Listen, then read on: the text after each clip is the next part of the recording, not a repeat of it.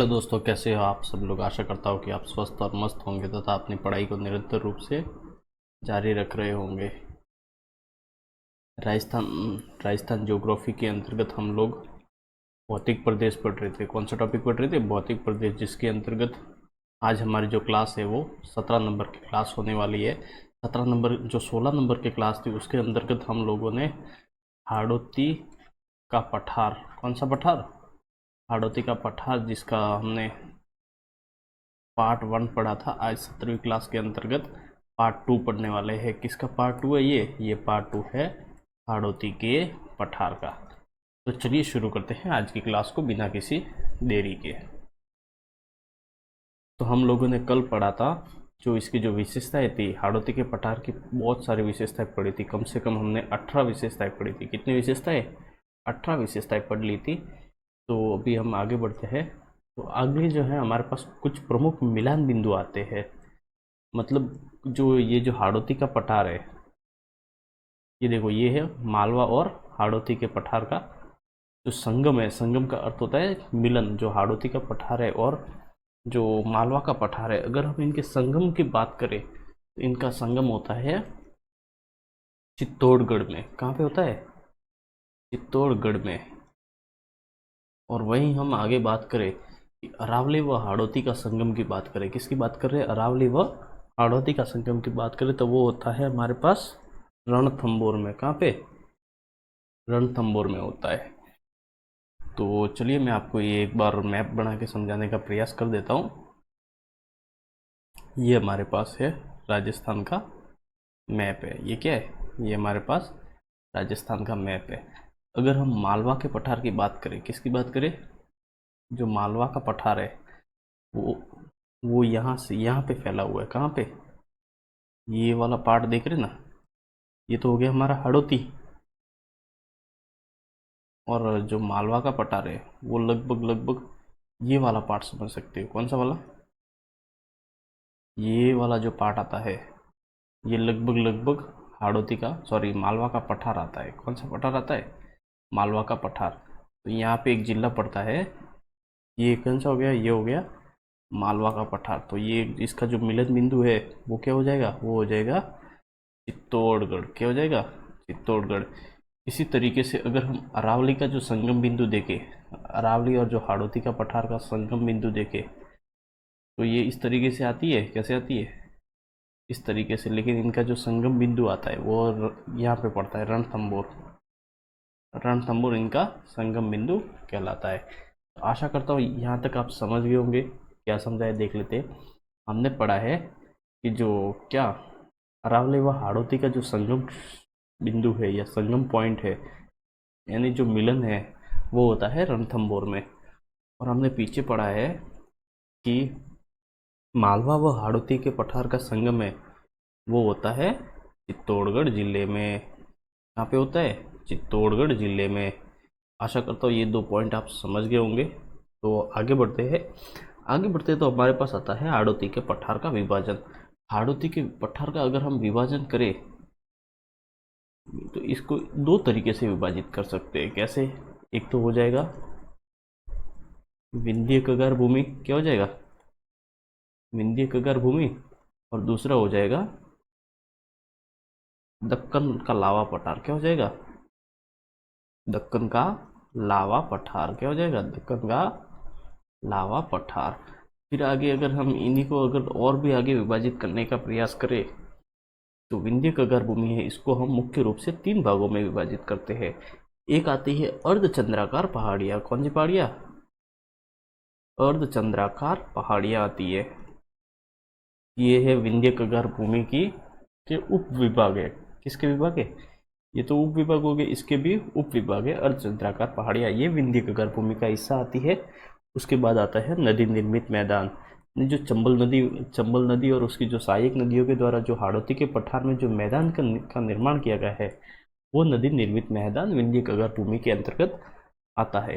और तीसरा जो इसका विभाजन आ जाएगा वो आ जाएगा शाहबाद उच्च भूमि। क्या आ जाएगा? शाहबाद उच्च भूमि। फिर अगर हम आगे बात करें तो फिर ये जो दक्कन का पठार है इसको भी मुख्य रूप से 2 भागों में विभाजित किया जाता है। एक किया जाता है झालावाड़ का पठार, किस नाम से जाना जाता है?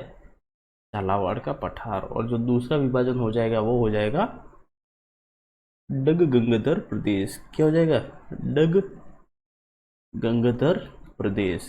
इस तरीके से जो हमारा जो हाड़ौती का पठार है उसका पूरा का पूरा विभाजन कार्य चलता है। कैसे चलता है? हमने बात की हाड़ौती के पठार को मुख्य रूप से दो भागों में विभाजित किया जाता है, एक विंध्य कगार भूमि और दूसरा हो जाएगा दक्कन का लावा पठार। क्या हो जाएगा?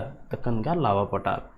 फिर हमने वापस बात की, क्या बात की है? ये जो विंध्य कगार भूमि है इसको भी आगे तीन भागों में विभाजित किया जाता है। एक विभाजित किया जाता है किसमें? एक नंबर हो जाएगा अर्धचंद्राकार पहाड़ियाँ, दूसरा हो जाएगा नदी निर्मित मैदान और तीसरा हो जाएगा शाहबाद उच्च भूमि।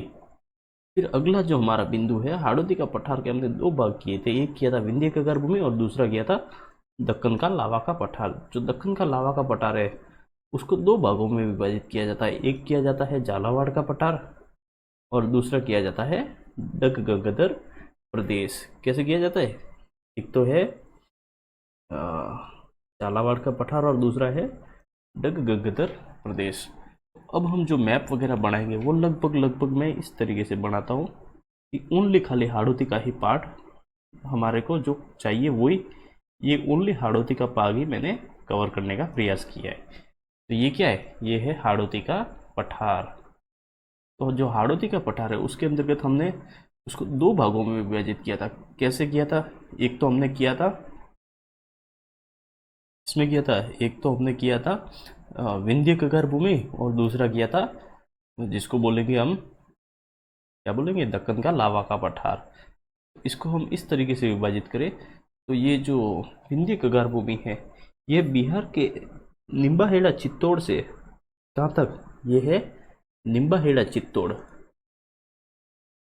निम्बाहेड़ा चित्तौड़ में एक जगह पड़ती है, कहाँ से? निम्बाहेड़ा चित्तौड़ से बिहार के सासाराम तक, लगभग बोले तो ये जो पूरा का पूरा झालावाड़ तक वगैरह सारा का सारा ये जो भूमि आती है वो किसके अंतर्गत आ जाएगी? ये आ जाएगी विंध्य कगार भूमि के अंतर्गत आ जाएगी। ये क्या आ जाएगा? ये पूरा का पूरा है वो विंध्य कगार भूमि के अंतर्गत ये हिस्सा शामिल होता है। ये क्या है? ये हमारा है विंध्य कगार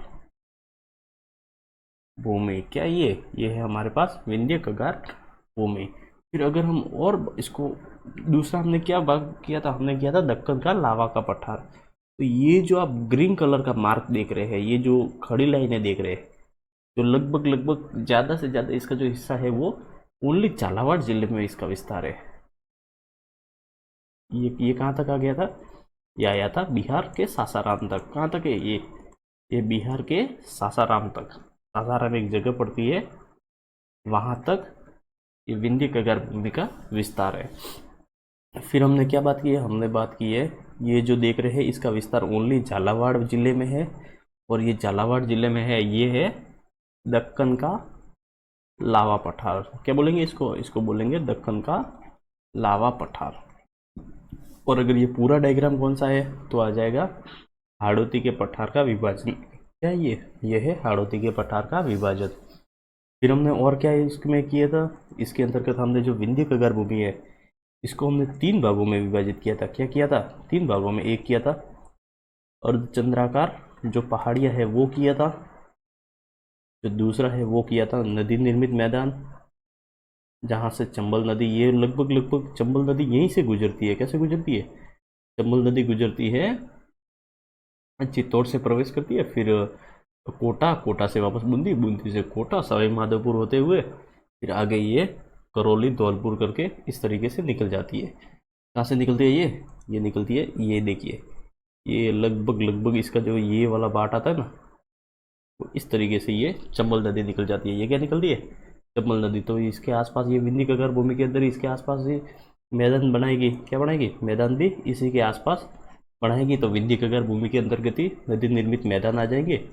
और इसका जो तीसरा पार्ट है वो आ जाएगा ये वाला 12 का जो ये भाग देख रहे हैं ना, ये वाला शाहबाद उच्च भूमि क्षेत्र।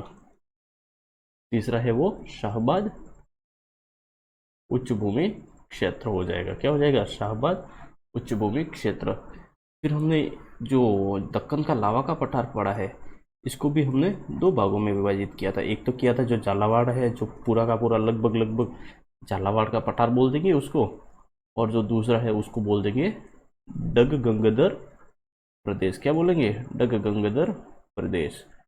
चलिए आगे बढ़ते हैं। आशा करता हूँ ये डायग्राम आपको समझ में आया होगा। नहीं आया है तो वीडियो को पीछे करके आप देखेंगे तो समझ में आ जाएगा। क्या आ जाएगा? पीछे करके देखेंगे तो समझ में आ जाएगा। अगला बिंदु है हाड़ौती के पठार के अंतर्गत। हाड़ौती के पठार को हमने दो भागों में विभाजित किया था। जो पहला किया है वो किया है विंध्य कगार भूमि। किसमें किया है? विंध्य कगार भूमि में। विंध्य कगार भूमि के अंतर्गत हम देखें तो विंध्य कगार भूमि का विस्तार, सबसे पहला बिंदु क्या आ जाता है? सबसे पहला ही बिंदु आ जाता है हमारे पास इसका विस्तार। क्या आ जाता है? विस्तार। तो विस्तार के अंतर्गत हमने क्या बात की है? विस्तार के अंतर्गत ये वाला डायग्राम देखिए आप। इसके अंतर्गत हमने कहा है कि जो विंध्य कगार भूमि है उसका विस्तार है वो निम्बाहेड़ा चित्तौड़गढ़ से बिहार के सासाराम तक इसका विस्तार है। और यहाँ पे मुख्य रूप से बलुआ पत्थर पाया जाता है। क्या पाया जाता है? मुख्य रूप से बलुआ पत्थर पाया जाता है। तो चलिए लिख लेते हैं। क्या लिखेंगे? अरे कुछ भी लिखो, चलता है। कुछ भी नहीं चलेगा। इसका विस्तार यानी जो विंध्य कगार भूमि है इसका विस्तार निम्बाहेड़ा चित्तौड़ से, कहाँ से? निम्बाहेड़ा चित्तौड़गढ़ में जो जगह पड़ती है, जो कि लगभग लगभग पूरा का पूरा जो निम्बाहेड़ा है वो निम्बाहेड़ा मुख्य रूप से सीमेंट उद्योग के लिए फेमस है। किसके लिए फेमस है? सीमेंट उद्योग के लिए। तो जो विंध्य कगार भूमि का विस्तार है वो निम्बाहेड़ा चित्तौड़गढ़ से सासाराम बिहार तक। कहाँ तक? सासाराम बिहार तक। सासाराम बिहार तक फैला हुआ है। सासाराम बिहार तक फैला हुआ है। कहाँ तक फैला हुआ है? सासाराम बिहार तक फैला हुआ है। कहाँ तक फैला हुआ है? मतलब ये क्या बोल सकते हैं? निम्बाहेड़ा चित्तौड़ से सासाराम तक फैला हुआ है। फिर इस यहाँ पे क्या पाया जाता है? यहाँ पे मुख्य रूप से मुख्यतः बलुआ पत्थर की प्रधानता है। मुख्यतः जो बलुआ पत्थर है, बलुआ पत्थर पाया जाता है, क्योंकि ये यहाँ पे वो क्या बोलेंगे, बेसाल्टिक चट्टान है, तो सीधी सी बात है पत्थर खनिज की प्रधानता है। पत्थर खनिज में भी जो बलुआ पत्थर है वो बलुआ पत्थर सर्वाधिक मिलता है। क्या मिलता है? बलुआ पत्थर सर्वाधिक मिलता है। फिर अगर हम इसका और भी अगर हम विभाजन की बात करें, किसकी बात करें, तो क्या बोलेंगे इसको, विंध्य कगार भूमि के विभाजन की बात करें तो इसको मुख्य रूप से अभी हमने बात की है, जिसको अर्धचंद्राकार की पहाड़ियाँ, अर्धचंद्राकार की पहाड़ियों में विभाजित करेंगे। और दूसरा किस में विभाजित करेंगे? इसको करेंगे, क्या बोलेंगे यार, इसको बोलेंगे, कहाँ गया, हाँ, इसको बोलेंगे नदी निर्मित मैदान। क्या बोलेंगे? नदी निर्मित मैदान। और ये जो तीसरा जो इसका विभाजन आ जाएगा वो आ जाएगा क्या? शाहबाद उच्च भूमि क्षेत्र। शाहबाद उच्च भूमि क्षेत्र आ जाएगा। क्या आ जाएगा? शाहबाद उच्च भूमि क्षेत्र। ये इन 3 भागों में विभाजित किया जाता है इसको। कितने भागों में? 3 भागों में विभाजित किया जाता है। तो अभी तक हमने क्या पढ़ा है? हमने पढ़ा है, क्या पढ़ा है? हमने पढ़ा है जो ये विंध्य कगार भूमि है इसका विस्तार कहाँ से कहाँ तक है? निम्बाहेड़ा चित्तौड़ से बिहार के सासाराम तक। कहाँ तक है? यहाँ निम्बाहेड़ा चित्तौड़गढ़ से बिहार के सासाराम तक इसका विस्तार है। फिर यहाँ पे मुख्य खनिज कौन से हो जाएगा? वो हो जाएगा बलुआ पत्थर। बस इतने से पॉइंट है। फिर ये विभाजन तो वैसे वैसे जैसे जैसे हम आगे बढ़ेंगे वो आपको याद होते ही जाएंगे। तो चलिए आगे बढ़ते हैं। अगला बिंदु आता है, हमने जो क्या हमने याद, ये देखिए, हमने सबसे पहले ये वाला बिंदु पढ़ा है। क्या पढ़ा है? ये वाला बिंदु पढ़ लिया कि विंध्य कगार भूमि क्या होती है। अब हम बढ़ते हैं दक्कन का लावा का पठार क्या है, इसके बारे में थोड़ी बात करते हैं। फिर इनका ये जो उप विभाजन है इनको देखेंगे। क्या देखेंगे? फिर ये जो उप विभाजन है इनको देखेंगे। अभी हम फिलहाल इस बिंदु के ऊपर चर्चा कर रहे हैं। किस बिंदु के ऊपर? ये जो है ना दक्कन का लावा का पठार, कौन सा है ये? दक्कन का लावा का पठार। इस बिंदु के ऊपर अब हम चर्चा कर रहे हैं। तो इसकी चर्चा शुरू करने से पहले हमारे पास इसके दो नाम मिलते हैं, इसे कहते हैं दक्कन का लावा का पठार। क्या बोलते हैं? दक्कन का लावा का पठार। दक्कन का लावा का पठार भी बोलते हैं, या इसको बोलते हैं दक्कन कगार भूमि, यानी दक्कन के किनारे स्थित भूमि। क्या बोल रहे थे? दक्कन कगार भूमि बोलते हैं। तो वही हमारे पास सीधी सी बात है, इसके संदर्भ में भी वही दो ही क्वेश्चन बनते हैं हमारे दिमाग में। पहला क्वेश्चन आता है कि इसका विस्तार कहाँ पे है। अगर हम इसके विस्तार की बात करें तो यह झालावाड़ जिले में है। जो झालावाड़ जिला पड़ता है राजस्थान का, उसमें दक्कन का जो लावा का पठार है उसका विस्तार है। और दूसरा बिंदु यहाँ पे जो मुख्यतः जो खनिज है, मुख्यतः जो खनिज है, मुख्यतः स्लेटी पत्थर मिलता है। कौन सा पत्थर? स्लेटी पत्थर मिलता है। कैसा पत्थर मिलता है? स्लेटी पत्थर मिलता है। स्लेटी पत्थर मिलता है।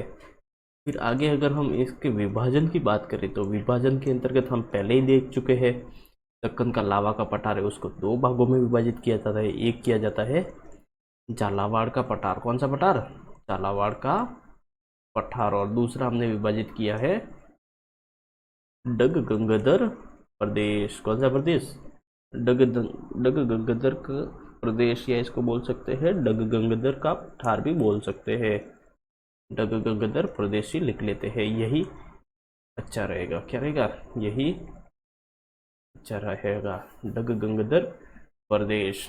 तो आशा करता हूँ कि इस स्लाइड में अपने को क्या क्या चीज़ें ध्यान रखनी है कि सबसे पहला बिंदु जो दक्कन का लावा का पठार है, इसका विस्तार कौन से जिले में है? इसका विस्तार है वो हो जाएगा झालावाड़ जिले में हो जाएगा। कौन से जिले में हो जाएगा?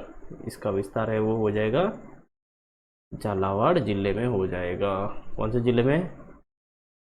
झालावाड़ जिले में हो जाएगा। और यहाँ पे कौन से पत्थर की प्रधानता है तो वो भी आप देख ही चुके हैं कि यहाँ पे स्लेटी पत्थर की प्रधानता है। कौन से पत्थर की? स्लेटी पत्थर की प्रधानता है। फिर इसका उप विभाजन तो जैसे जैसे आगे बढ़ेंगे वो अपने को दिमाग में बैठता हुआ आगे बढ़ता जाएगा। फिर वही विंध्य कगार भूमि के अंतर्गत हम लोग क्या पढ़ेंगे? विंध्य कगार भूमि के अंतर्गत हमने पहले ही मैं आपको बता ही चुका हूँ। क्या बताया? इसका जो आगे जो तीन उप विभाजन आएंगे वो करेंगे। कौन कौन से है इसके अंतर्गत? पहला है वही अर्धचंद्राकार पहाड़ियाँ। अर्धचंद्राकार पहाड़ियाँ, ये अर्धचंद्राकार पहाड़ियों के बारे में विस्तार से पढ़ेंगे। दूसरा हम पढ़ेंगे जो नदी निर्मित मैदान है उसके बारे में थोड़ी बहुत डिटेल लेने का प्रयास करेंगे। और जो तीसरा जो इसका जो उप विभाजन आ जाएगा वो आ जाएगा शाहबाद उच्च भूमि क्षेत्र। कौन सी भूमि क्षेत्र? शाहबाद। तीसरा जो हो जाएगा वो हो जाएगा शाहबाद उच्च भूमि क्षेत्र हो जाएगा। कौन सा क्षेत्र हो जाएगा? शाहबाद उच्च भूमि क्षेत्र। तो हम सबसे पहले इस बिंदु के ऊपर चर्चा करते हैं। कौन से बिंदु के ऊपर? हम करने वाले हैं जो शाहबाद उच्च भूमि अर्धचंद्राकार जो पहाड़ियाँ है उसके बारे में पढ़ेंगे। ये देखिए ये आ गया, ये क्या आ गया? अरे कुछ भी आने दो, सब चलता है। ये जो अर्धचंद्राकार जो पहाड़ियाँ है, ये सबसे पहले तो क्वेश्चन बनता है ये किसका जो उप विभाग है? तो ये हो जाएगा विंध्य कगार भूमि का। कौन सी भूमि का? विंध्य कगार भूमि का। और जो विंध्य कगार भूमि है वो हिस्सा किसका आता है? हाड़ौती के पठार का।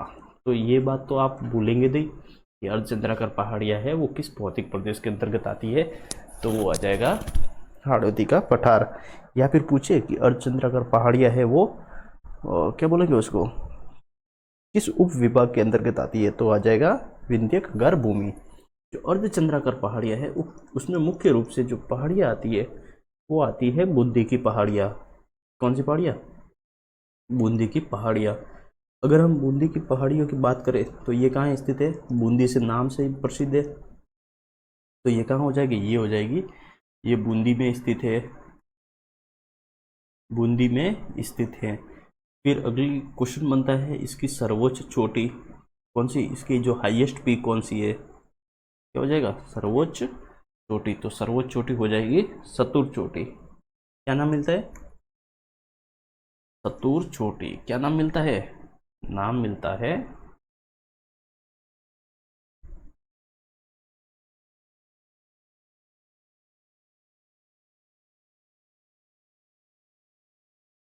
हेलो।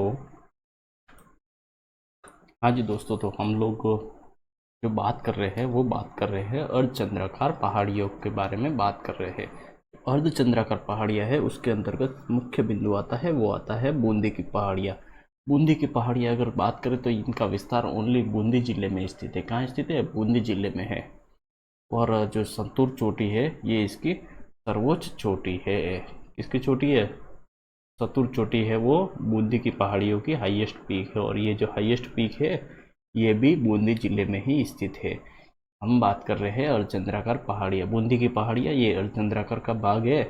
और अर्धचंद्राकार भाग है वो विंध्य कगार भूमि का भाग आता है। और विंध्य कगार भूमि है वो हाड़ौती के पठार का भाग आती है। तो चलिए आगे बढ़ते हैं। आगे बढ़ते तो हमारे पास जो आती है वो आती है कुंडला की पहाड़ियाँ। कौन सी पहाड़ी आती है? वो आती है कुंडला की पहाड़ियाँ। कुंडला की पहाड़ियाँ, क से कुंडला और क से कोटा हो जाएगा। क्या हो जाएगा? क से कुंडला और क से कोटा। जो तीसरी जो हमारे पास बूंदी की पहाड़ी जो अर्धचंद्राकार की पहाड़ियों के अंतर्गत है वो है रामगढ़ की पहाड़ियाँ। ये रामगढ़ की पहाड़ियाँ राजस्थान के 3 जिलों में फैली हुई है, बूंदी, कोटा और बारां। मुख्य रूप से कोटा बारां आते हैं, लेकिन बूंदी में भी इनका विस्तार है। इसे हॉर्स शू के नाम से जाना जाता है। और ये घोड़े के नाल की आकृति की पहाड़ियाँ है। कैसी आकृति? घोड़े की जो नाल होती है ना उसकी आकृति के समान पहाड़ियाँ है। अगला जो है बिंदु है वो है मुकुंदरा की पहाड़ियाँ। जो मुकुंदरा की पहाड़ियाँ है वो कोटा झालावाड़ में स्थित है।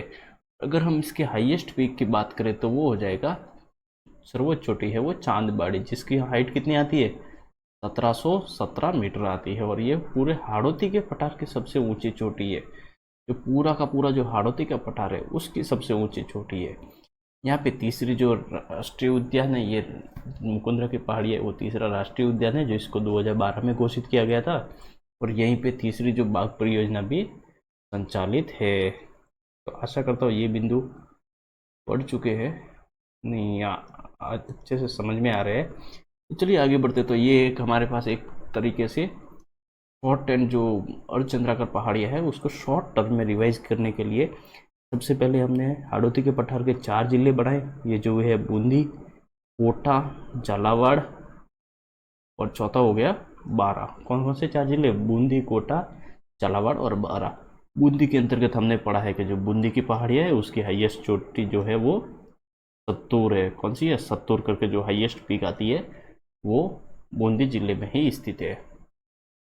दूसरा हमने पढ़ा था कुंडला की पहाड़ियाँ। कौन सी पहाड़ियाँ? कुंडला की पहाड़ियाँ पढ़ी थी, जो कि क से कुंडला और क से कोटा। तीसरी हमने पढ़ी थी रामगढ़ बारां की पहाड़ियाँ। रामगढ़ की पहाड़ियाँ जो कि राजस्थान के 3 जिलों में फैली हुई है, बूंदी, कोटा और बारां जिले में। इसे हॉर्स शू के नाम से भी जाना जाता है और घोड़े के नाल के आकृति की पहाड़ियाँ भी बोल सकते हैं। अगला पढ़ा था हमने मुकुंदरा की पहाड़ियाँ। कौन सी पहाड़ियाँ? हमने पढ़ा था मुकुंदरा की पहाड़ियाँ। जो मुकुंदरा की पहाड़ियाँ है ये राजस्थान के 2 जिलों में फैले हुई है, कोटा और झालावाड़ जिले में फैली हुई है। इसकी जो हाईएस्ट पीक है चांदबाड़ी, ये पूरे हाड़ौती के पठार की ऊंची चोटी आती है। इसके अंतर्गत 2 तीसरे नंबर की, एक तीसरी बाघ परियोजना भी संचालित है और तीसरा राष्ट्रीय उद्यान भी है। राष्ट्रीय उद्यान पहले है तो 2012 में, बाघ परियोजना 2013 में। चलिए आगे बढ़ते हैं। आगे बढ़ते हैं तो हमारे पास 2 मुख्य बिंदु आ जाते हैं। एक बिंदु आता है कि ये अर्धचंद्राकार पहाड़ियाँ बाघ किसका बाघ मानी जाती है? तो ये बाघ मानी जाती है विंध्याचल पर्वत का। अगर ऑप्शन में रहे अरावली का बाघ है तो नहीं है, क्या है? ये विंध्याचल पर्वतमाला का बाघ है। अगला है कि राजस्थान का पहला जियो हेरिटेज स्थल। जियो हेरिटेज का मतलब होता है कि जो ज्योग्राफी की दृष्टि से, जो ज्योग्राफिकल भूगर्भ की दृष्टि से महत्वपूर्ण है वो वाला स्थान, तो वो हो जाएगा रामगढ़। रामगढ़ है वो मुख्य रूप से बारां के अंतर्गत आता है, लेकिन रामगढ़ की जो पहाड़ियाँ है उसका विस्तार 3 जिलों में आ जाएगा, बूंदी, कोटा और बारां। आशा करता हूँ यहाँ तक आप समझ गए होंगे। चलिए आगे बढ़ते हैं। आगे बढ़ते हैं तो हमारे पास जो मुख्य बिंदु है वो है हाड़ौती के पठार के प्रमुख दर्रे। सारे के सारे जो दर्रे हैं वो बूंदी जिले में स्थित है।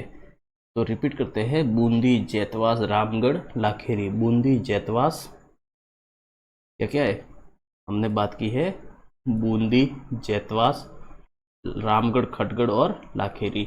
रिपीट करो, बूंदी, जैतवास, रामगढ़, खटगढ़ और लाखेरी। बूंदी, जैतवास, रामगढ़ और लाखेरी। बूंदी, जैतवास, रामगढ़, लाखेरी। बूंदी, जैतवास, रामगढ़ और लाखेरी। ये जो चारों दर्रे हैं वो हाड़ौती के पठार में स्थित है। तो अगला जो नोट लगा के हमने लिखा है, ये जो दर्रे हैं कौन से, ये बूंदी, जैतवास, रामगढ़ और लाखेरी, ये अरावली में स्थित नहीं है। ये किस में स्थित है, ये स्थित है विंध्याचल पर्वतमाला में स्थित है। आगे बढ़ते हैं तो अगला जो हमारे पास आ जाता है वो आ जाता है नदी निर्मित मैदान। क्या आ जाता है, नदी निर्मित मैदान।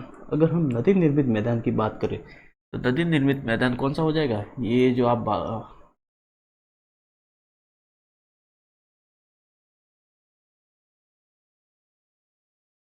ये जो आप देख रहे हैं ना, ये जो ब्राउन कलर की है, कौन सी है, जो ब्राउन कलर में है, ये तो हो जाएगी, ये है चंबल नदी है। इसके जो आसपास के ये जो है ना, ये जो आप देख रहे हैं पिंक कलर में लाइट लाइट किए हुए, इसके आसपास के जो मैदानी प्रदेश हो जाएंगे वो हो जाएंगे, क्या हो जाएंगे, वो हो जाएंगे नदी निर्मित मैदान। तो चलते हैं अपने टॉपिक के ऊपर। प्रमुख दर्रे हम लोगों ने क्लियर कर लिए हैं। तो क्या लिखा है हमने, हमने लिखा है चंबल नदी के द्वारा जो निर्मित मैदानी प्रदेश है वो नदी निर्मित मैदानी प्रदेश कहलाता है। इसका विस्तार राजस्थान के वैसे तो 6 जिले पड़ते हैं, कौन कौन से, एक हो जाएगा चित्तौड़, कोटा, बूंदी, सवाई माधोपुर, करौली और धौलपुर। ये वैसे तो 6 जिले पड़ते हैं, लेकिन हमारे जो हाड़ौती के पठार पड़ रहे हैं, जो हाड़ौती के पठार के अंतर्गत नदी निर्मित मैदान पड़ रहे हैं, तो उसके अंतर्गत हमारे पास जो जिले आ जाते हैं वो आ जाते हैं 2, कोटा और बूंदी जिले में। चंबल नदी हाड़ौती के पठार में 2 ही जिलों में बहती है, तो सीधी सी बात है कि नदी निर्मित मैदान है, चंबल नदी द्वारा जो नदी निर्मित मैदान है वो 2 जिलों में ही पाया जाएगा। यहाँ पे जलोढ़ मृदा पाई जाती है। कैसी मृदा, जलोढ़ मृदा। और जलोढ़ मृदा में चावल का उत्पादन सर्वाधिक होता है। ये बिंदु भी आप समझ गए होंगे, क्या कर लिया होगा, समझ गए होंगे। अब हम लोग पढ़ रहे हैं शाहबाद उच्च भूमि क्षेत्र। शाहबाद उच्च भूमि क्षेत्र पढ़ रहे हैं, मतलब अभी तक हमने क्या क्या रिवीजन कर लिया है, ये हमने क्या क्या जो पढ़ लिया है वो पढ़ लिया है। अर्धचंद्राकार पहाड़ियाँ पढ़ लिया है, नदी निर्मित मैदान पढ़ लिया है, और अब हम पढ़ने वाले हैं शाहबाद उच्च भूमि क्षेत्र। क्या पढ़ने वाले, शाहबाद उच्च भूमि क्षेत्र। शाहबाद उच्च भूमि क्षेत्र की बात करें तो ये जो शाहबाद उच्च भूमि क्षेत्र है वो 12 जिले में स्थित है। कौन से जिले में, 12 जिले के दक्षिण पूर्व में स्थित 450 मीटर से जो 450 मीटर ऊंचा उठा जो भूतल है उसे कहते हैं शाहबाद उच्च भूमि क्षेत्र। क्या कहते हैं, शाहबाद उच्च भूमि क्षेत्र। इसकी जो हाईएस्ट चोटी है, जो सर्वोच्च चोटी है वो आती है कांबा, जिसकी ऊंचाई आती है 456 मीटर। कितनी आती है, 456। और एक बिंदु आता है यहाँ पे सहरिया जनजाति का निवास है। कौन सी जनजाति का, सहरिया जनजाति का निवास है। सहरिया जनजाति के बारे में बात करें तो राजस्थान की एकमात्र जनजाति है जो आदिम जनजाति की सूची में शामिल है। और सहरिया जनजाति का कुंभ की बात करें तो वो आ जाता है सीताबाड़ी का मेला। सीता माता नहीं, सीताबाड़ी का मेला, जो कि केलवाड़ा 12 में लगता है। कहाँ पे लगता है, केलवाड़ा 12 में लगता है। तो चलिए हमने क्या क्या बात की है। शाहबाद उच्च भूमि क्षेत्र है, ये 12 जिले में स्थित है। कहाँ पे स्थित है, ये 12 में स्थित है। तो अगर हम इसका डायरेक्ट ही इसका विस्तार की बात करें तो शाहबाद उच्च भूमि क्षेत्र है ये 12 जिले के, कौन सा जिला है, 12 जिले के, 12 जिले के दक्षिण पूर्व में स्थित, दक्षिण, कौन सा दक्षिण, जो शाहबाद उच्च भूमि क्षेत्र है वो 12 जिले के, यह है 12 जिले के दक्षिण पूर्व में स्थित 450 मीटर ऊंचा उठा भूतल है। 12 जिले के, 12 जिले के दक्षिण पूर्व में स्थित, दक्षिण पूर्व में स्थित 450 मीटर, ये जो औसत ऊंचाई है वो 450 मीटर ऊंचा उठा बोतल, ऊंचा उठा जो बोतल है उसे कहते हैं शाहबाद उच्च भूमि क्षेत्र। शाहबाद उच्च भूमि क्षेत्र की अगली विशेषता की बात करें, इस यहाँ की जो सर्वोच्च चोटी आती है, कौन सी चोटी? सर्वोच्च चोटी, यानी शाहबाद उच्च भूमि क्षेत्र की सर्वोच्च चोटी है वो आ जाती है, जिसका नाम मिलता है काम्बा करके। क्या नाम मिलता है? काम्बा। और इसकी जो ऊंचाई आती है वो आती है 456 मीटर आती है। कितनी आती है? 456 मीटर। तीसरी अगर हम बात करें, यहाँ पे एक जनजाति निवास करती है जिसका नाम मिलता है सहरिया जनजाति। सहरिया जनजाति का निवास है कहाँ पे? शाहबाद उच्च भूमि क्षेत्र में सहरिया जनजाति का निवास। अगर हम सहरिया जनजाति के बारे में पढ़ रहे हैं तो सहरिया जनजाति के बारे में एक दो बातें जान लेनी चाहिए। राजस्थान की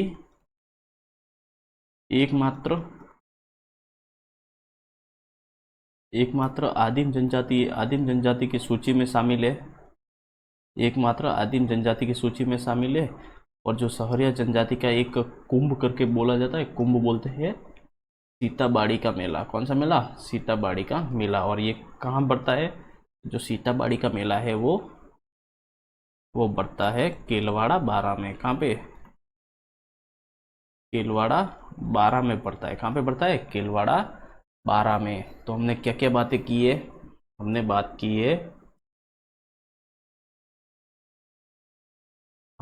की है कि शाहबाद उच्च भूमि क्षेत्र है वो 12 जिले में स्थित है। और 12 जिले के जो दक्षिण पूर्व में जो 450 मीटर जो ऊंचा उठा है ना भूतल, उसे ही शाहबाद उच्च भूमि क्षेत्र के नाम से जाना जाता है। अगला बिंदु आता है कि इसकी सर्वोच्च चोटी कौन सी है? तो सर्वोच्च चोटी हो जाएगी काम्बा, जिसकी ऊंचाई आ जाती है 456 मीटर। और ये जो शाहबाद उच्च भूमि क्षेत्र है इसमें सहरिया जनजाति का निवास स्थल है। और अगर हम बात करें कि सहरिया जनजाति क्या है, सहरिया जनजाति के बारे में अगर हम मुख्य बिंदुओं को एक बार देखें तो एकमात्र आदिम जनजाति है, आदिम जनजाति की सूची में शामिल है। और इसका अगर हम कुंभ की बात करें तो कुंभ हो जाएगा सीताबाड़ी का मेला, जो कि केलवाड़ा बारा में पड़ता है। तो ये बिंदु भी आप ध्यान में रखेंगे ताकि परीक्षा में इस तरीके जो क्वेश्चन बनते हैं वो गलत नहीं करके आए। ये देखिए, ये वापस आ गया सहरिया जनजाति। तो हम वैसे तो सहरिया जनजाति के बारे में जो भी महत्वपूर्ण बातें होती है वो हमने पढ़ ली है, लेकिन फिर भी अगर हम देखें एक बार अच्छे तरीके से नोट्स मेकिंग पैटर्न के आधार पर लिख लेते हैं तो सहरिया जनजाति है वो राजस्थान की एकमात्र जनजाति जो आदिम जनजाति की सूची में शामिल है, जो आदिम जनजाति की सूची में शामिल है। कौन सी सूची है? आदिम जनजाति की सूची में शामिल। और इसका जो दूसरा है, जो सहरिया जनजाति का कुंभ है वो कहा जाता है सीताबाड़ी का मेला। कौन सा मेला? सीताबाड़ी का मेला। और ये जो सीताबाड़ी का मेला है वो लगता है केलवाड़ा बारा में। कहाँ पे लगता है? केलवाड़ा बारा में। और यहीं पे मैं एक नोट डाल के एक बात लिखना चाहूँगा। नोट, अगर आपसे क्वेश्चन बनता है कि सीता माता मेला,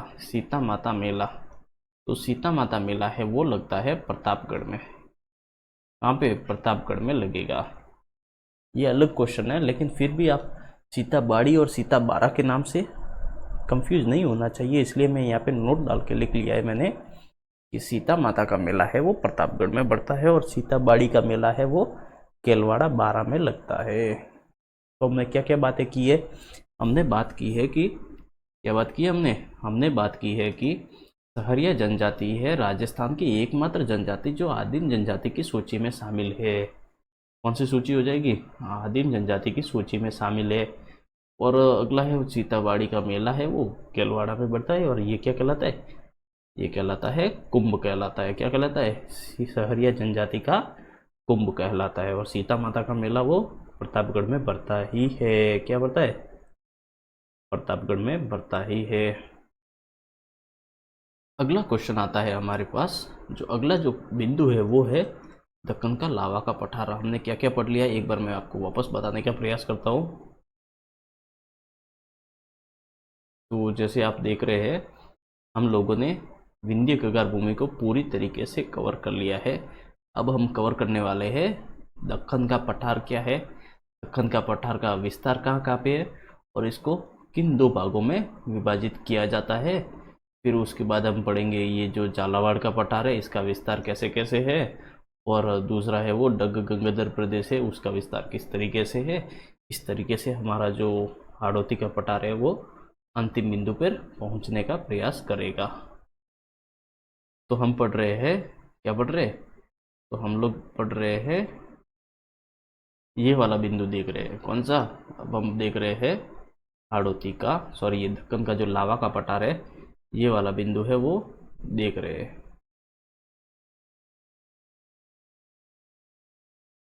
तो चलिए,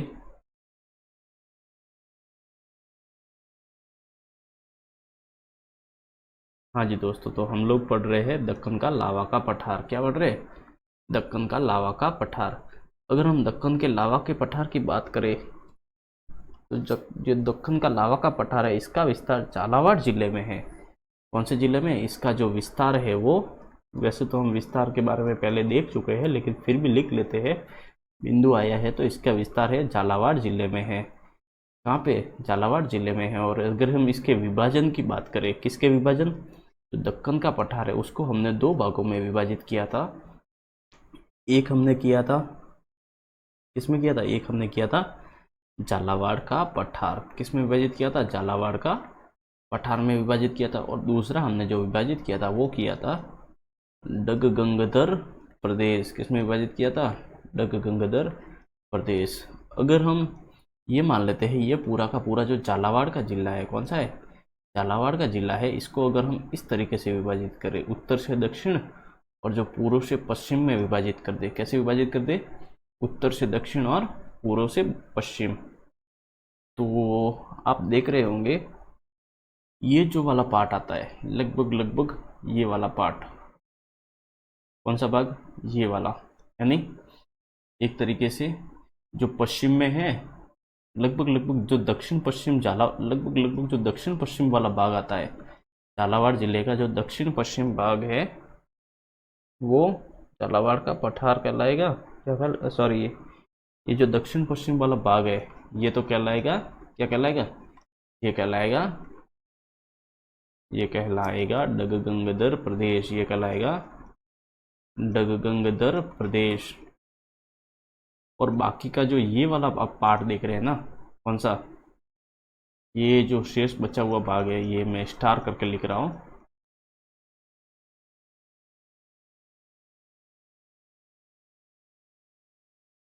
ये जो स्टार वाला आप जो पार्ट देख रहे हैं ये कहलाएगा झालावाड़ का पठार। क्या कहलाएगा, ये कहलाएगा झालावाड़ का पठार। क्या कहलाएगा, झालावाड़ का पठार कहलाएगा। तो आशा करता हूँ कि ये वाला डायग्राम आप समझ गए होंगे। तो हमने क्या क्या बात की है, दक्कन का जो लावा का पठार है उसका विस्तार की अगर हम बात कर रहे हैं तो इसका जो विस्तार है वो झालावाड़ जिले में स्थित है। फिर हमने इसके विभाजन की बात की तो हमारे पास पहला बिंदु आ गया था, वो आ गया था झालावाड़ का पठार।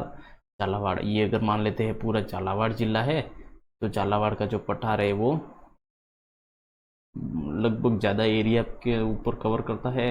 इसको मान सकते हैं ये उत्तर में भी इसका विस्तार है और उत्तर पूर्व और उत्तर पूर्व, और ये कौन सी दिशा हो जाएगी, ये हो जाएगी दक्षिण पूर्व में भी इसका विस्तार है। कहाँ पे, दक्षिण पूर्व में भी विस्तार है।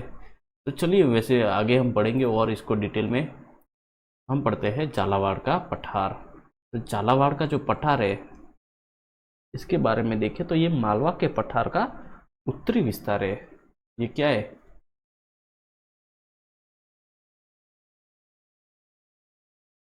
हाँ जी दोस्तों, तो हम लोग देख रहे हैं झालावाड़ का पठार। ये मालवा के पठार का, मालवा के पठार का उत्तरी विस्तार है। कैसा विस्तार है, उत्तरी विस्तार है। जो मालवा का पठार आता है उसका उत्तरी विस्तार कहलाता है। वैसे झालावाड़ जिला लगभग इसी के अंतर्गत शामिल हो जाता है, उत्तरी विस्तार है। और जो डग गंगाधर प्रदेश है यह झालावाड़ जिले के झालावाड़ जिले के कौन से क्षेत्र में? दक्षिण पश्चिम में विस्तृत क्षेत्र है। दक्षिण पश्चिम में विस्तृत है। कहाँ पे विस्तृत है? ये कहाँ पे फैला हुआ है? ये फैला हुआ है झालावाड़ जिले के दक्षिण पश्चिम में। ये वाला आप एक बार अगर डायग्राम वापस देखिए, अगर मैं इसके ऊपर दिशाएं लिखने का प्रयास करूं तो ये हो जाएगा हमारी कौन सी दिशा है? ये हो जाएगी पश्चिम, फिर ये हो जाएगी पूर्व, ये हो जाएगा हमारा उत्तर, और ये हो जाएगी दिशा हमारी दक्षिण। तो अगर हम किसकी दिशा देख रहे हैं? हम लोग दिशा देख रहे हैं जो डग गंगाधर प्रदेश है इसकी दिशा। तो ये देखिए, ये जो डग गंगाधर प्रदेश है हमने ये वाला एरो है वो इधर किया है, तो ये दिशा कौन सी हो जाएगी? ये हो जाएगी दक्षिण पश्चिम में। कौन सी दिशा हो जाएगी? दक्षिण पश्चिम में फैला हुआ है।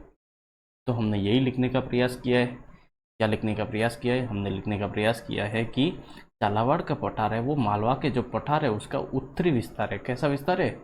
उत्तरी विस्तार है। और डग गंगाधर प्रदेश है वो झालावाड़ जिले के दक्षिण पश्चिम में विस्तृत है। तो इन दोनों के बारे में ये छोटी छोटी दो बातें आती है। तो दोस्तों आगे बढ़ते हैं, कुछ इम्पोर्टेंट फैक्ट्स है वो भी एक बार देख लेते हैं। सीधी नज़र से अगर निकाल ले तो फिर इससे बनने वाले जो क्वेश्चन है वो गलत होने की संभावनाएं कम हो जाती है। हाँ जी दोस्तों, तो हम लोग पढ़ रहे हैं ढाल। हाड़ौती के पठार का अगर हम ढाल देके मान लेते हैं कि ये हमारे पास कैसा है, ये है, ये हाड़ौती का पठार है। तो अगर हम इसको अगर क्या बोलेंगे उसको दिशा के हिसाब से इसका विभाजन करें तो ये इस तरीके से बढ़ेगी, इसी तरीके से बढ़ेगी ना। हाँ, ये हो जाएगा उत्तर दक्षिण, ये हो जाएगा पश्चिम, और ये दिशा हो जाएगी पूर्व। अगर हम दिशा ज्ञात कर रहे हैं तो दिशा के संबंध में ज्ञात करने के लिए हमारे पास सबसे जो अच्छा बिंदु आता है वो आता है वहाँ की नदी देख ले। तो नदी है चंबल नदी, प्रमुख नदी है, तो वो इस तरीके से बहती है। कैसे? इस तरीके से बहती है। तो इसका जो ढाल की दिशा क्या हो जाएगी? अगर दो दिशाएं देंगे तो हमारे पास जो ढाल की दिशा है वो हो जाएगी पश्चिम से पूर्व की ओर। अगर क्या बोलेंगे इसको चार दिशाएं दे रखी है तो आंसर हो जाएगा दक्षिण पश्चिम से उत्तर पूर्व की ओर। तो चलिए लिख लेते हैं, क्या लिखेंगे? जो ढाल है वो पूर्व की ओर है। क्या लिखेंगे? हम लिखेंगे पश्चिम से पूर्व की ओर, पश्चिम से पूर्व की ओर लिखेंगे। या फिर अगर चार दिशाएं दे दे तो लिख लेंगे दक्षिण पश्चिम से इस तरफ जा रहा है उत्तर पूर्व की ओर। किस ओर? उत्तर पूर्व की ओर। तो आशा करता हूँ ढाल देखने के लिए नदी का ढाल देख ले तो वहाँ का जो ढाल है वो ऑटोमेटिकली क्लियर हो जाएगा। फिर आता है अडावल की पहाड़ियाँ। जो अडावल की पहाड़ियाँ आती है वो आती है बूंदी जिले में आती है। किस जिले में? बूंदी जिले में आती है। और ये जो अडावल की पहाड़ियाँ है इसके संबंध में भी एक अच्छा सा क्वेश्चन बनता है। यह बनास बेसिन व कोटा के मैदान को पृथक करती है। क्या करती है? यह बनास बेसिन, कौन सा बेसिन? बनास नदी के द्वारा जो निर्मित मैदानी प्रदेश है वो बनास बेसिन कहलाता है। बनास बेसिन व जो कोटा का जो मैदान है, कोटा का मैदान बोलते हैं जो चंबल नदी के द्वारा जो निर्मित मैदान है, कोटा के मैदान को अलग करती है, मैदान को अलग करती है। जो कोटा का मैदान है वो किसके द्वारा निर्मित है? वो है चंबल नदी के द्वारा निर्मित मैदान है। और बनास बेसिन है वो बनास नदी के द्वारा निर्मित मैदान है। इन दोनों मैदानी प्रदेशों को अलग अलग करने का कार्य अडावल की पहाड़ियाँ करती है, जो कि किस जिले में स्थित है? जो बूंदी जिले में स्थित है। आशा करता हूँ कि यहाँ तक समझ गए होंगे। चलिए एक बार रिपीट करते हैं। तो हमने ये वाली स्लाइड तो वैसे रिपीट कर ली है, अभी हम यही करने का प्रयास करते हैं रिपीट। हमने कहा ढाल किस ओर है, तो किस ओर हो जाएगा, पश्चिम से पूर्व की ओर हो जाएगा। और अगर 4 दिशा दे दे तो दक्षिण पश्चिम से उत्तर पूर्व की ओर हो जाएगा। फिर हमने बात किया जो अरावल की पहाड़ियाँ है वो बूंदी जिले में स्थित है। ये किन दोनों को अलग करती है, बनास बेसिन और जो कोटा का मैदान है, इन दोनों को अलग करने का प्रयास करती है। तो चलिए दोस्तों आगे बढ़ते हैं। आगे बढ़ते हैं तो हमारे पास जो बिंदु आता है वो आता है जरगा पहाड़ी। जो जरगा पहाड़ी है वो कहाँ स्थित है, वो बोराट के पठार में स्थित है। कहाँ पे स्थित है, बोराट के पठार में स्थित है। बोराट के पठार में स्थित है। अब ये कोई नहीं पूछेगा कि बोराट का पठार कहाँ है, कौन सा वाला है, ये किन दो जिलों के बीच में है। जो बोराट का पठार है वो आंसर हो जाएगा उदयपुर के जो गोगुंदा आता है, उदयपुर के, मैं गोगुंदा ही लिख देता हूँ, गोगुंदा से जो कुंभलगढ़ के बीच, कुंभलगढ़ यानी जो राजसमंद में स्थित है, इन दोनों के बीच में जो पठारी भूभाग है उसे बोराट का पठार के नाम से जाना जाता है। फिर अगला बिंदु है खो दरीबा। जो पहाड़ियाँ है, जो चोटियाँ है, वो किस जिले में स्थित है, तो आंसर हो जाएगा अलवर। क्या हो जाएगा, आंसर हो जाएगा अलवर। अगला बिंदु है मरुस्थल का प्रयाण क्या है। प्रयाण का अर्थ होता है प्रसार होना। क्या होना, प्रसार होना। तो मरुस्थल का प्रचार होना। प्रचार का अर्थ होता है एक प्रकार से मरुस्थल का विस्तार होना। मरुस्थल का विस्तार होना मरुस्थल का प्रयाण कहलाता है। इसके लिए एक शब्द हमने और प्रयुक्त किया था, जिसे हमने कहा था रेगिस्तान मार्च। रेगिस्तान का मार्च कहा था। क्या कहा था, रेगिस्तान का मार्च। ये भी शब्द हमने प्रयुक्त किया था, तो इसको भी आप ध्यान में रखेंगे। फिर अगला हमारे पास बिंदु आता है वो आता है सर्पफन की पहाड़ियाँ। ये आती है सेंदड़ा के आसपास की जो पहाड़ियाँ है, सेंदड़ा के आसपास की जो पहाड़ियाँ है उसे स्थानीय भाषा में सर्पफन, सर्प के फन के आकार की पहाड़ियाँ है, इस रूप में जाना जाता है। राजस्थान की जीवन रेखा की बात करें तो जो राजस्थान की जीवन रेखा है वो अरावली को माना जाता है। किसे माना जाता है, अरावली को माना जाता है। राजस्थान की जो जीवन रेखा है वो अरावली को माना जाता है। आशा करता हूँ यहाँ तक आप समझ गए होंगे। कहाँ तक समझ गए होंगे, आप समझ गए होंगे राजस्थान की जीवन रेखा अरावली को माना जाता है। आगे बढ़ते हैं तो अगला हमारे पास बिंदु आता है वो आता है UNCCD। तो इसकी अगर हम फुल फॉर्म की बात करें, फुल फॉर्म की बात करें तो इसका आता है United Nation convention to combat desertification. क्या नाम मिलता है, यूनाइटेड नेशन कन्वेंस यानी इसके बारे में एक समझौता हुआ था। टू कॉम्बैक्ट यानी एक प्रकार से उसका सामना करने के लिए। किसका सामना करने के लिए, डेजर्टिफिकेशन। क्या नाम मिलता है, डेजर्टिफिकेशन यानी डेजर्ट का सामना करने के लिए जो संस्था है, जो प्रयास जो किया जा रहा है वो UNCCD के नाम से किया जाता है। इसका फुल फॉर्म होती है United Nation convention to combat desertification. अगर हम इसका कार्य की बात करें, इसका कार्य, UNCCD का कार्य की बात करें तो यह मरुस्थलीकरण को रोकने का प्रयास करता है। यह मरुस्थलीकरण, जो मरुस्थल का प्रसार हो रहा है, मरुस्थलीकरण को रोकने हेतु निरंतर प्रयत्नशील है। रोकने हेतु प्रयत्नशील यानी जो इस दिशा में कार्य कर रही है। तो UNCCD का अर्थ होता है United Nation convention to combat desertification. इसका अगर हम कार्य की बात करें तो यह मरुस्थलीकरण को रोकने हेतु प्रयत्नशील है, कार्यशील है, प्रगतिशील है। क्या है, कार्यशील है, प्रगतिशील है। जो भी कहना चाहो आप लिख दो। अगला हमारे पास जो क्वेश्चन आता है वो आता है, थोड़ी सी स्लाइड इधर आ गई है, माफ़ करना दो साथियों, ये पता नहीं किस तरीके से ये स्लाइड अलग ही साइज़ की बनी है।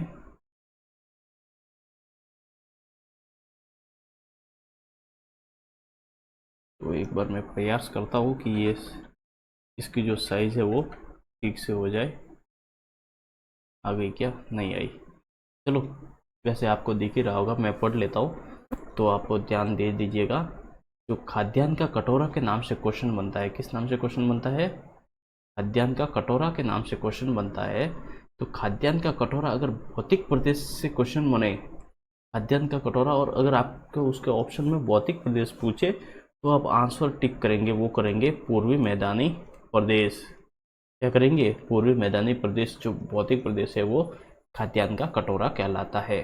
और अगर एक जिले की बात करें, प्रॉपर जिले को लेकर खाद्यान्न का कटोरा के नाम से जाना जाता है, तो आंसर हो जाएगा, क्या हो जाएगा भाई? वही श्री गंगानगर। क्या हो जाएगा? श्री गंगानगर को खाद्यान्न का कटोरा के नाम से जाना जाता है। तो आशा करता हूँ ये दो बात आप समझ गए होंगे। तो आगे बढ़ते हैं। तो अगला जो हमारे पास जो शब्द आता है, जो शब्दावली आती है, पूर्वाइयाँ क्या होती है? क्या शब्दावली आती है? पूर्वाइयाँ क्या होती है? तो पूर्वाइयों को समझने के लिए मैं यहाँ पे एक भारत का मैप लेने का प्रयास करता हूँ। अगर भारत का मैप नहीं तो क्या है यार मैप लेना, चलो बना ही देते हैं। वैसे अपन पेंटर है, पेंटर मत समझो। पेंटर समझोगे तो आप लोग यहाँ पे पता नहीं कौन कौन से किस किस की फ़ोटो बनाने के लिए ऑर्डर भी दे दोगे और मेरे से वो नहीं पाएगा। हाँ जी दोस्तों, तो ये हमारे पास ये क्या बन रहा है? ये जैसा भी ये मान लो, मानने में क्या जाता है। हाँ जी, ये हमारे पास भारत का मैप है। तो अगर हम मानसून की बात करें, कौन सा मानसून? मानसून भी तो दक्षिण पश्चिम मानसून आता है। कैसा मानसून है? दक्षिण पश्चिम मानसून है। तो वो इस तरीके से प्रवेश करता है। तो हमारा जो ये केरल का भाग आता है, इससे टकरा के ये दो भागों में विभाजित हो जाता है। एक तो आ जाएगा अरब सागर, अरब सागर की शाखा के नाम से जाना जाएगा, अरब सागर की शाखा, और एक हो जाएगा बंगाल की खाड़ी की शाखा कहेंगे। क्या कहेंगे? बंगाल की खाड़ी की शाखा। फिर ये जैसे जैसे बंगाल की खाड़ी की शाखा आगे बढ़ती है तो यहाँ पे जो शिलोंग का पठार आता है, कौन सा पठार है?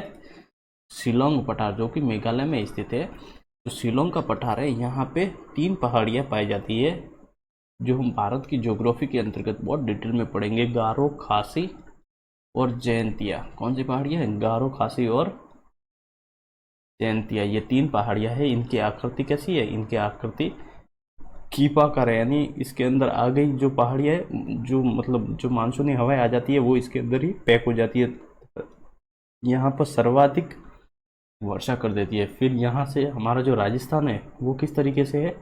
राजस्थान लगभग लगभग ये वाला भाग आप देख रहे हैं ना, ये राजस्थान है, ये जो ब्लू वाला। तो फिर यहाँ से ये इस दिशा में मुड़ जाती है। किस दिशा में? इस दिशा में। तो ये जो हवा है वो किस दिशा से आ रही है? वो दिशा आ रही है, हवा पूर्व से आ रही है। किस दिशा से? पूर्व से आ रही है। तो पूर्व से आने के कारण ही इन्हें कहा जाता है पूर्वइयाँ। क्या कहा जाता है? पूर्वइयाँ कहा जाता है। तो चलिए इसी को ही हम लोग लिखने का प्रयास करते हैं। इसको लिखने का, पूर्वइयाँ क्या होती है। तो अगर हम पूर्वइयों की परिभाषा लिखने की बात करें तो दक्षिण पश्चिम मानसून या फिर बंगाल की खाड़ी से आने वाली मानसून हवाओं को स्थानीय भाषा में पूर्वइयाँ कहते हैं। बंगाल की खाड़ी की क्या लिखेंगे? हम लोग लिखेंगे बंगाल की खाड़ी से, बंगाल की खाड़ी से आने वाली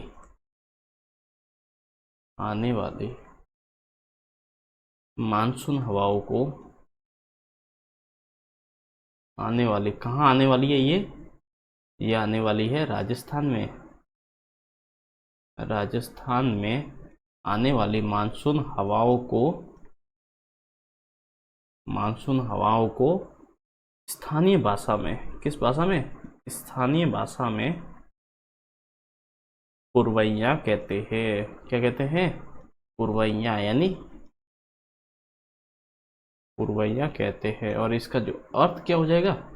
इसका अगर हम अर्थ की बात करें तो अर्थ हो जाएगा पूर्व से आने वाली, पूर्व से आने वाली पूर्व से आने वाली, इसका अर्थ क्या हो जाएगा, पूर्व से आने वाली। तो हमने क्या क्या पढ़ा है, हमने पढ़ा है पूर्वैया क्या कहलाती है, पूर्वैया। पूर्वैया है वो बंगाल की खाड़ी से राजस्थान में आने वाली मानसून हवाओं को स्थानीय भाषा में पूर्वैया कहते हैं। पूर्वैया का अर्थ होता है, क्या अर्थ होता है, पूर्व से आने वाली। तो एक बार दोस्तों हम लोगों ने कहाँ तक रिपीट किया है उसको भी एक बार देखते हैं। हाँ जी, तो हमने ये वाला भाग रिपीट कर लिया था, हम लोग ये जल्दी जल्दी से इनको रिपीट कर देते हैं। हाँ, तो जरगा पहाड़ी स्थित है, कहाँ स्थित है, बोराट के पठार में स्थित है ये। और बोराट का जो पठार है वो गोगुंदा और कुंभलगढ़ के बीच में इसका विस्तार है। वो दरिबा की पहाड़ियाँ या छोटी वो अलवर जिले में स्थित है। मरुस्थल का प्रयाण क्या कहलाता है, विस्तार होना ही प्रयाण कहलाता है, या इसे कहते हैं रेगिस्तान का मार्च भी कह सकते हैं। फिर अगर हम आगे देखें तो अगला जो हमारे पास बिंदु आ जाता है वो आता है सर्पफन की पहाड़ियाँ। सर्पफन की पहाड़ियाँ सेंद्रा के आसपास की जो पहाड़ियाँ है उसको स्थानीय भाषा में सर्पफन की पहाड़ियाँ यानी सर्प के फन के आकार की पहाड़ियों के नाम से जाना जाता है। अगला क्वेश्चन है राजस्थान की जीवन रेखा के नाम से किसे जाना जाता है, तो राजस्थान की जीवन रेखा के नाम से अरावली को जाना जाता है या अरावली को माना जाता है।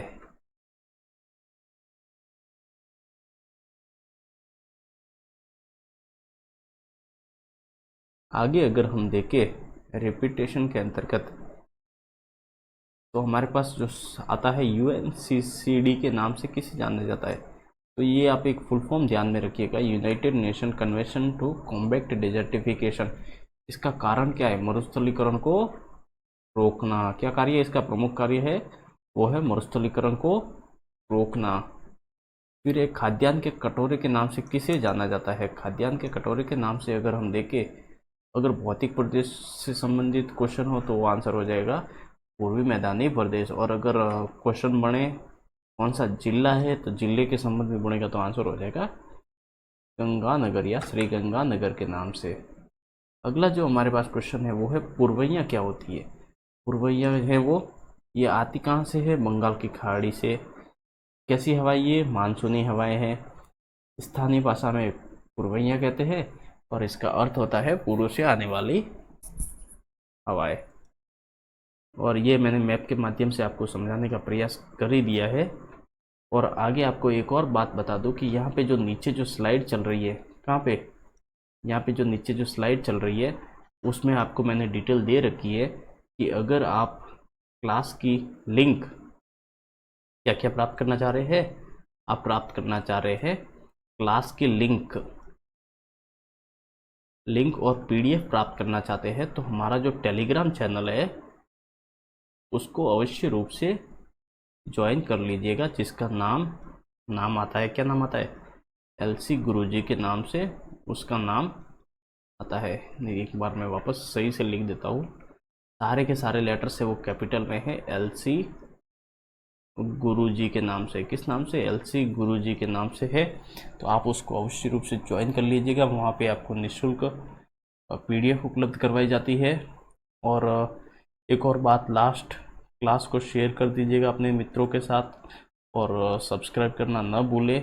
और क्या करना है, कमेंट करना है और लाइक तो श्योर करना है ताकि हमारा मोटिवेशन बन सके। ये सारी क्लासें आपको फ्री में उपलब्ध करवाई जा रही है ताकि आप हमारा हौसला बढ़ाए, तो हम इस दिशा में और अच्छे तरीके से प्रयास करेंगे।